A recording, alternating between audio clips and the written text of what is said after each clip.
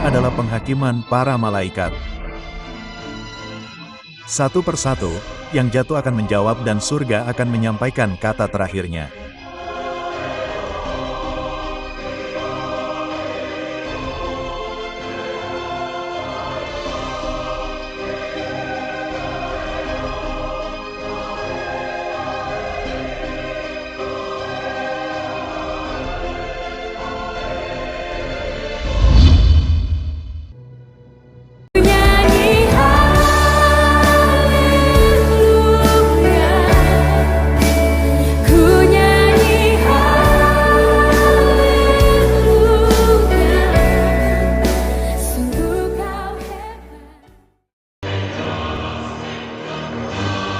Panaskan suasana di sini.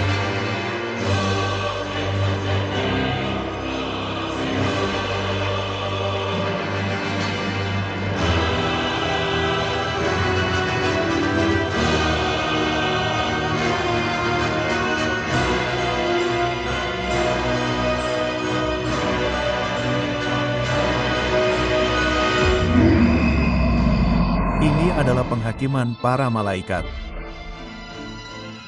Satu persatu, yang jatuh akan menjawab dan surga akan menyampaikan kata terakhirnya.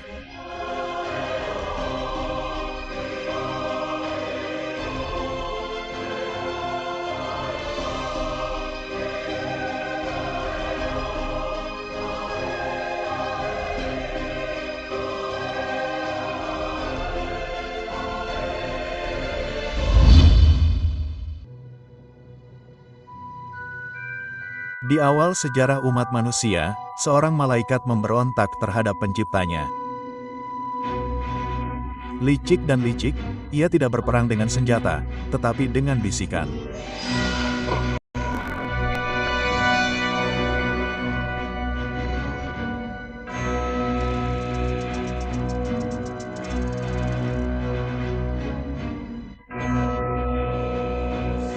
Dengan keterampilan seorang pemahat, ia memahat berhala ke dalam hati para pembawa gambar Tuhan.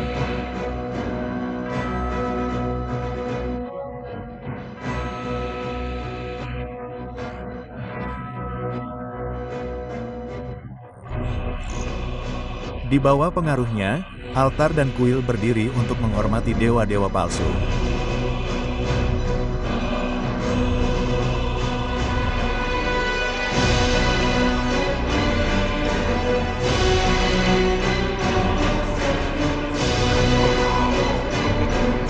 Darah orang yang tidak bersalah mengalir.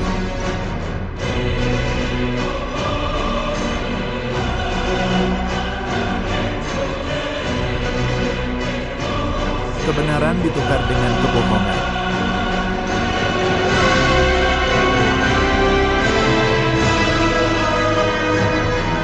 Panaskan suasana di sini.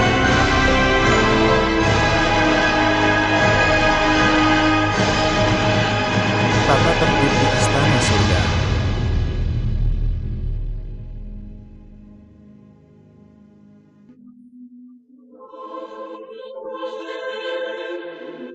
Semua bangkit untuk Raja segala raja dan Tuan segala tuan.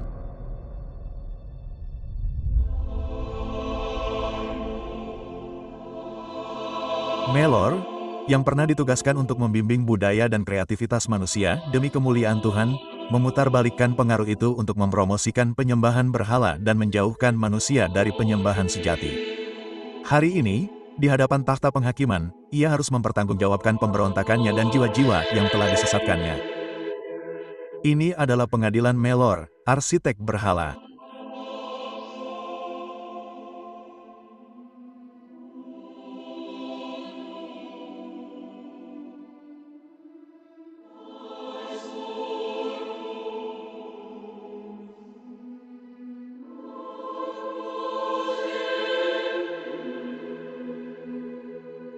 Melor, mantan malaikat pembimbing budaya dan kreativitas manusia. Anda dituduh melakukan pengkhianatan tingkat tinggi terhadap Yang Maha Kuasa, menjerat umat manusia dalam penyembahan berhala dan menuntun banyak jiwa menuju kehancuran. Bagaimana Anda memohon? Saya tidak mengaku bersalah. Saya memberi mereka apa yang diinginkan hati mereka. Jika mereka memilih dewa palsu daripada yang benar, darah mereka ada di tangan mereka sendiri.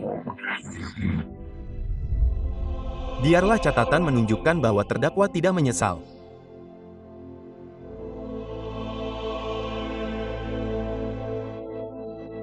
Saya mengajukan tuduhan, mengilhami penyembahan berhala, menerima pengorbanan yang hanya ditujukan kepada Tuhan, menipu raja dan nabi, dan merayu anak-anak Tuhan untuk menajiskan jiwa mereka dengan kekejian seperti pengorbanan anak. Mereka lemah. Saya hanya membuka pintu bagi apa yang mereka inginkan.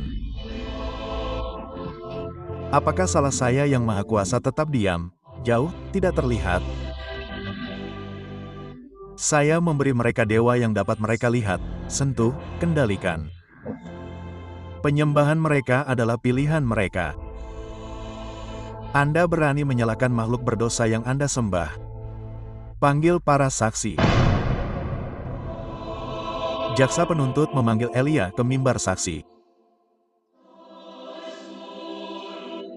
Saya Elia berdiri sendiri melawan 450 Nabi Baal di Gunung Karmel. Saya menantang para penyembah berhala ini untuk membuktikan kuasa dari apa yang mereka sebut Tuhan. Mereka berteriak dan menari-nari dengan sia-sia sepanjang hari. Kemudian saya berdoa kepada Tuhan di altarnya yang dibasahi air. Seketika api Tuhan membakar kurban, altar, dan air. Orang-orang tersungkur sambil berteriak, "Tuhan, Dialah Tuhan." Kemudian saya menangkap dan mengeksekusi para Nabi Baal, karena hanya ada satu Tuhan yang hidup dan sejati, Tuhan. Jaksa penuntut mengarahkan pandangan mereka ke mimbar saksi. Saya bertugas di istana Kus, berbalut kemuliaan, tetapi kosong di dalam. Ketika saya datang ke Yerusalem, saya datang mencari jawaban. Saya pergi dengan sebuah nama, Yesus, dan nama itu menyalakan api di tulang-tulang saya. Saya kembali ke rumah dengan api kebenaran, tetapi altar-altar di tanah saya terbakar dengan sesuatu yang lain. Melor tidak meninggalkan Kus. Para pendetanya mengenakan emas dan berbicara dengan lidah perak. Mereka menyambut saya, lalu menuduh saya. Mereka mengatakan saya telah mengkhianati dewa-dewa leluhur saya. Mereka menuntut saya tunduk pada api dan patung. Ini adalah pengkhianatan kosmik. Anda tidak hanya melanggar pangkat, Anda juga melanggar ciptaan.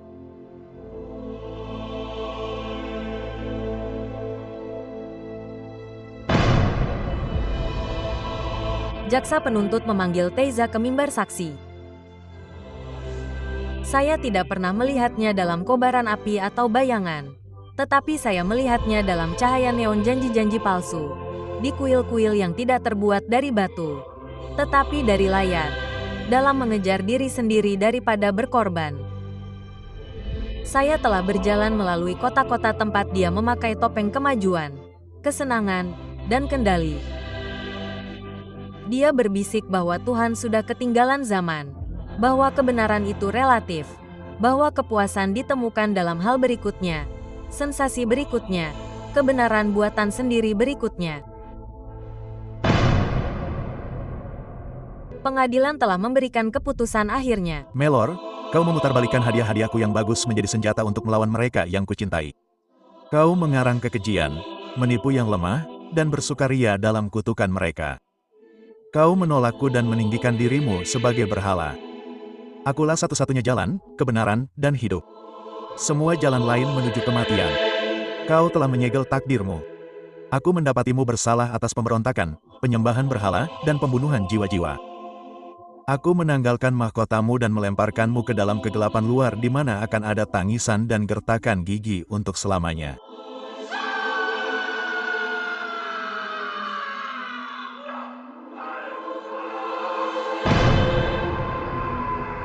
Bukan mitos. Ini bukan legenda. Ini adalah sekilas tentang kekekalan di mana pemberontakan tidak memiliki tempat persembunyian dan beban kemuliaan tidak dapat dicemooh. Satu penghakiman dijatuhkan. Tak terhitung lagi yang akan datang. Pengadilan masih dalam masa sidang.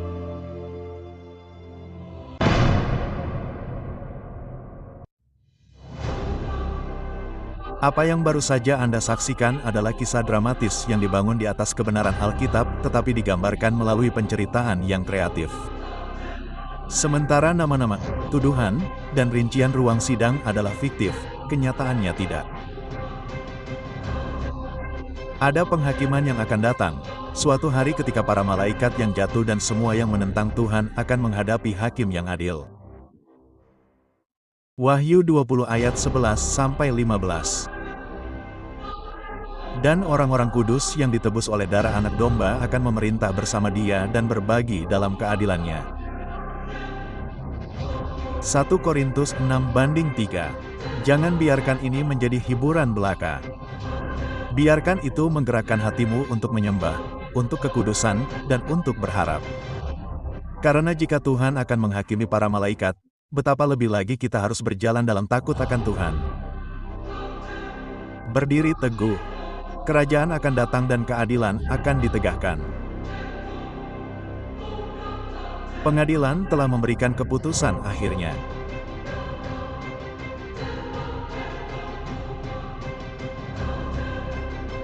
Jangan menyerah.